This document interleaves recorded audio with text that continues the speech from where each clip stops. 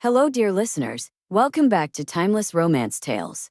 Before we begin, don't forget to like this video and subscribe for more dark aristocratic romance, dangerous devotion, and stories where power becomes possession. Now let's begin. Everyone believed Lydia Marrow was dead. The announcement had been brief, respectful, final. A carriage accident near the northern cliffs. No body recovered. A tragedy unfortunate enough to silence questions, yet clean enough to avoid scandal. By morning, her name had vanished from society lists. By evening, the gossip had moved on, which was exactly how Duke Alaric Hawthorne wanted it. Lydia stood at the tall, arched window of the east wing, fingers resting against cold glass, watching fog swallow the gardens below. "You shouldn't stand so close," Alaric said from behind her. "Someone might see a shadow." She didn't turn. "No one comes near this wing." "That's because I ordered them not to." "Exactly." She finally faced him. Alaric Hawthorne did not look like a man who hid women away. He looked like a man who conquered rooms without raising his voice. Dark hair kept deliberately neat. Black coat tailored within an inch of arrogance. Eyes sharp enough to make silence feel like a command. And those eyes never left her. "You could still leave," he said quietly. "If you want." Lydia let out a small, humorless laugh. "And go where?" "I'm dead." "You're hidden," he corrected. "By you." "Yes." The truth settled between them like a closed door. 3 weeks earlier, Lydia had been nothing more than a clerk's daughter with a dangerous memory. She had been delivering documents to Hawthorne House when she walked into the wrong room. A meeting that should never have happened. Men who should never have been together. And words she was never meant to hear. "She knows," one of them had said. "She has to be dealt with." Lydia had run. She hadn't made it far. Alaric himself had intersected her at the gates. "I can protect you," he'd said calmly, even as chaos unfolded behind him. "But once I do, you don't exist anymore." She had stared at him in disbelief. "You're asking me to disappear." "No," he replied. "I'm telling you that you already have." Now, she lived in the part of the estate no guest ever saw. The East Wing had once belonged to Alaric's late mother. It was warm, elegant, untouched by politics or visitors, and completely isolated. "You watch me like you're afraid I'll vanish," Lydia said. Alaric leaned against the doorframe. "I already erased you once. I won't risk it again." "That's not protection," she said softly. "That's possession." His jaw tightened. "Is there a difference?" She didn't answer. Because some nights when the silence pressed too close, she wasn't sure she wanted there to be. They fell into a rhythm neither of them named. Alaric visited every evening, sometimes with books, sometimes with updates about the world she no longer belonged to. "She married a marquis," he said one night, pouring wine. "She never loved him," Lydia replied absently. "No," Alaric agreed. "She loved attention." He watched her over the rim of his glass. "You don't miss it?" "Being seen?" she asked. "Yes." She considered. "I miss being known." Something flickered in his expression. "You are," he said quietly. The danger hadn't passed. Not really. Men still asked questions. Still wondered why Alaric had personally overseen the false report. Why the Duke had closed off an entire wing of his estate. "You're becoming careless," Lydia said one night when she overheard raised voices beyond the corridor. "I'm becoming impatient," Alaric corrected. "With what?"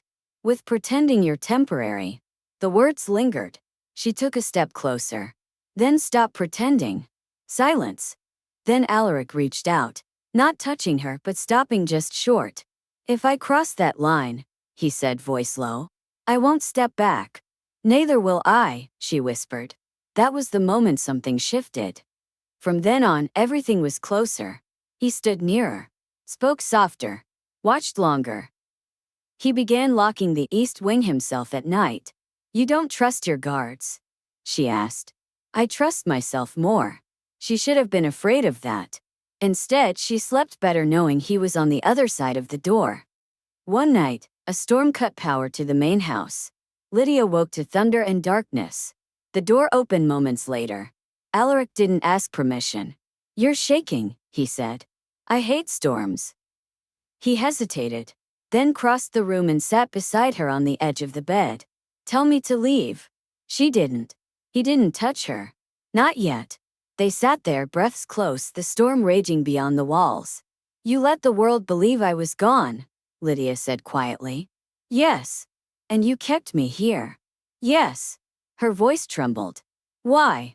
Alaric finally looked at her the way he'd been trying not to. Because if anyone else had found you, he said, you'd be dead. And now, he said, you're mine to protect. That sounds like a cage. No, he replied softly. It's a sanctuary. She leaned into him. Just barely. The attack came without warning. An intruder breached the outer grounds. A test. A warning.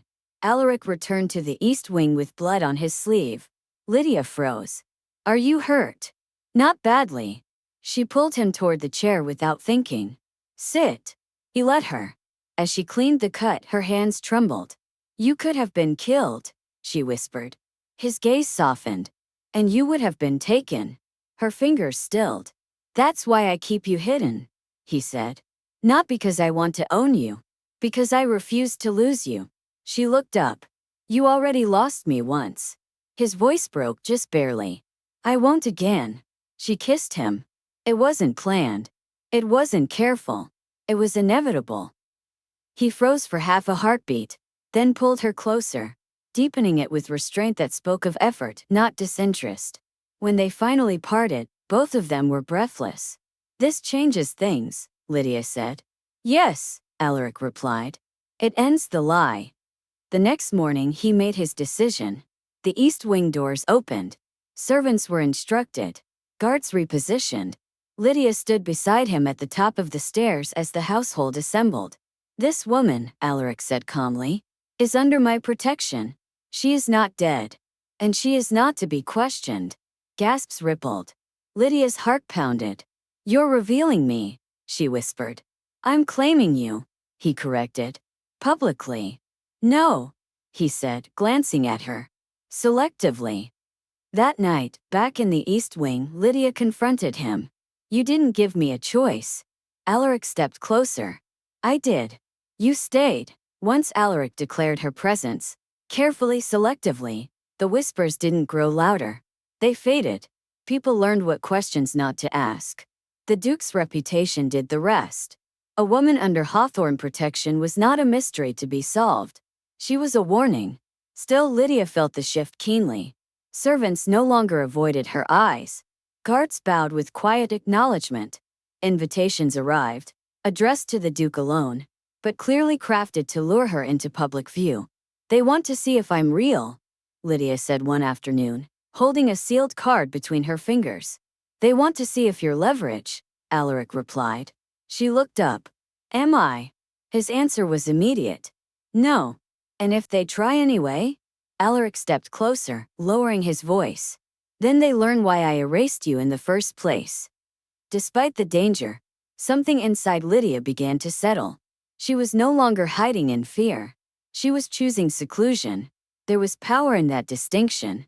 She began walking the inner gardens alone, no longer watched at every turn. She read in the sunlit gallery. She dined with Alaric when he returned late from council, their conversation stretching long into the night. You argue like you've always belonged in those rooms, he observed once. I listened before, she replied. Now I understand. He studied her with something dangerously close to pride. The second attempt came at dusk. A messenger arrived unannounced, claiming urgent business from the capital. Alaric read the letter once, then burned it.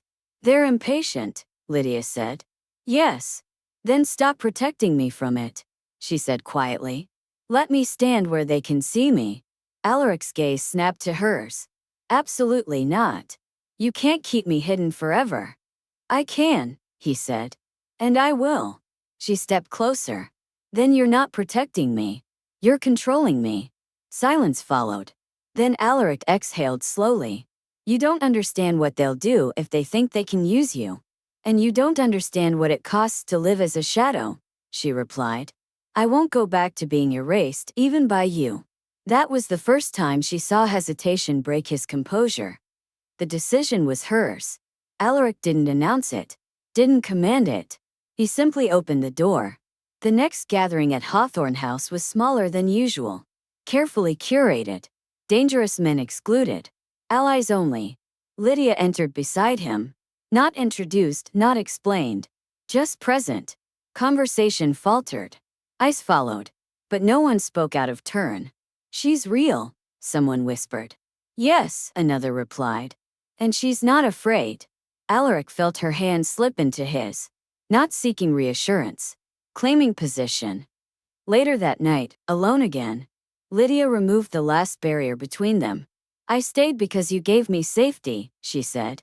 "I'm here now because I choose you." Alaric cupped her face, his touch reverent.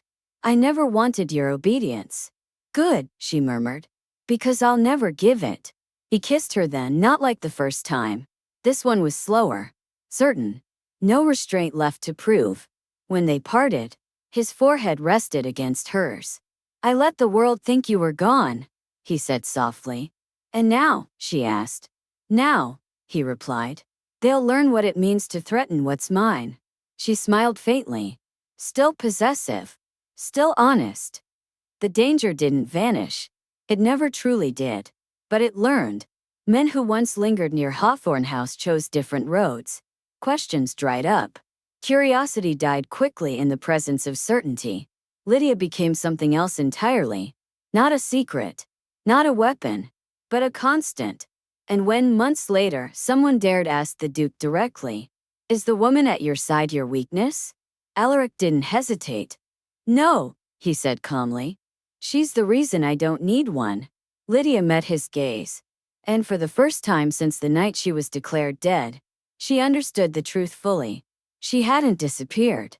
She had been preserved, chosen, and kept, not out of fear, but out of devotion strong enough to defy the world.